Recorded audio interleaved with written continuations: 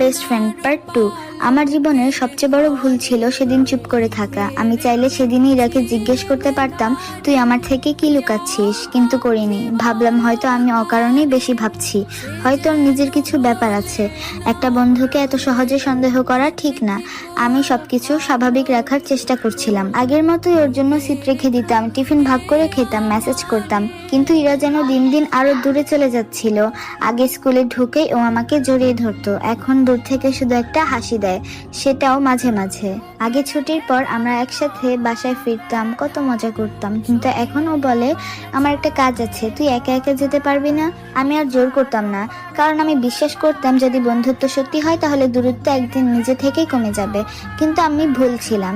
একদিন টিফিনের সময় আমি ক্যান্টিনে যাচ্ছিলাম, হঠাৎ করে শুনলাম কেউ আমার নাম বলছে।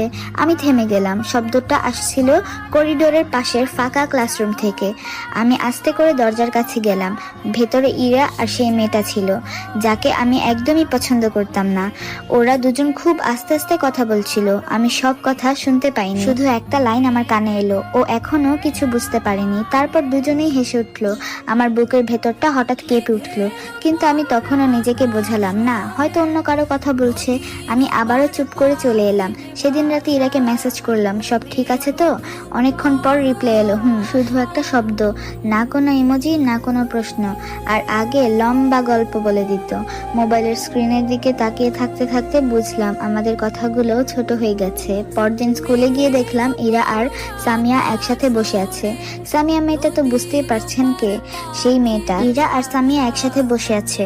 আমি কাছে যেতেই ওরা চুপ হয়ে গেল। আমি হেসে বললাম, কি রে, এত চুপ কেন তোরা? ইরা শুধু বলল, কিছু না। কিন্তু সেই কিছু না কথাটার মধ্যেই যেন হাজারটা লুকানো উত্তর ছিল।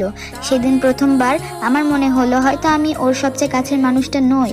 তবুও আমি হাল ছাড়িনি, কারণ আমি বিশ্বাস করতাম এত বছরের বন্ধুত্ব এত তাড়াতাড়ি শেষ হতে পারে না। কিন্তু আমি জানতাম না সবচেয়ে বড় ধাক্কাটা তখনও বাকি ছিল। আর সেই ধাক্কাটা এসেছিল স্কুলের বার্ষিক অনুষ্ঠানের দিন। সেদিন সবাই হাসছিল, শুধু আমি বুঝতে পারিনি কিছুক্ষণ পর পুরো স্কুলের সামনে আমাকেই কাঁদতে হবে। পার্ট 3 লাগলে অবশ্যই কমেন্ট করবেন, আর ভুল ত্রুটি হলে অবশ্যই ক্ষমাশীল দৃষ্টিতে দেখবেন। Thanks for watching my video. Bye bye.